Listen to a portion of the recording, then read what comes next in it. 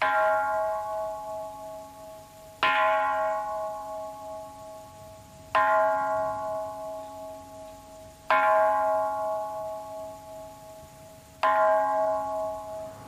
most parents, my parents wanted me to be happy, be successful, get married, have children, lead a pretty normal kind of life. And I've had a good try. I've explored many different things. I remember putting my mother through hell, actually, when she was doing the washing, and I used to come at her with questions like, how big is the universe? And why was I born in my body and not in my brother's body? Things like this. I guess every child has these questions which come up, and they never stop asking why. This deep feeling of wanting to find something in life which was really substantial and worthwhile has been a kind of undertone throughout the whole of my later years.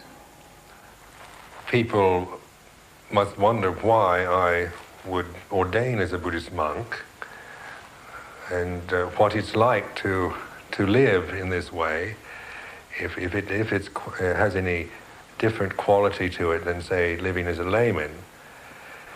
My reason for taking on this lifestyle is to live in a way that I find that I can really respect myself. We use alms food, not for fun, not for pleasure, not for fattening, not for purification.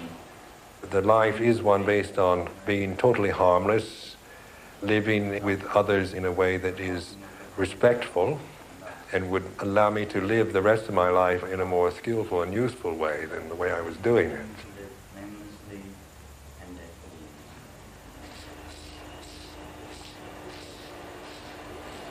I think my family has been a little puzzled by my decision to move in this direction. It's not what every parent would like for their child. It's something rather strange, a strange religious form. One shaves one's head, one follows some strange conventions, dresses in a strange way, and just by looking at the appearances, it's very difficult to understand what's going on. One cannot really develop deeply in meditation if one is doing things in one's life which involve guilt, remorse, disturbance, misusing and mistreating other people. Because the effects of these on the mind, it always comes back at you.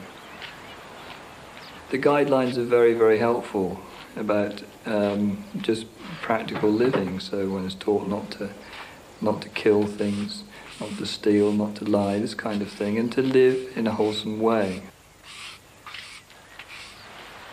It's odd because here I am just about to take ordination as a Buddhist monk, and yet I'm almost a bit reluctant to call myself a Buddhist, because one uses Buddhist practice and the theory as a way of investigating. One always has this attitude of, let's investigate, let's try, let's look. My sisters and my brother are very supportive. And my brother has taken a meditation retreat, and he stayed at the monastery. They've all stayed at the monastery now. My brother's studied meditation quite deeply, and he's very interested too. The lay community offers them their robes and their alms bowl. So when these are presented to you, you feel that you have to really be worthy of these offerings. At university studying psychology, my hope was to learn to understand human beings better, and hence, I guess, to understand myself and the world better. And one of the avenues that became available was the prospect of learning how to meditate.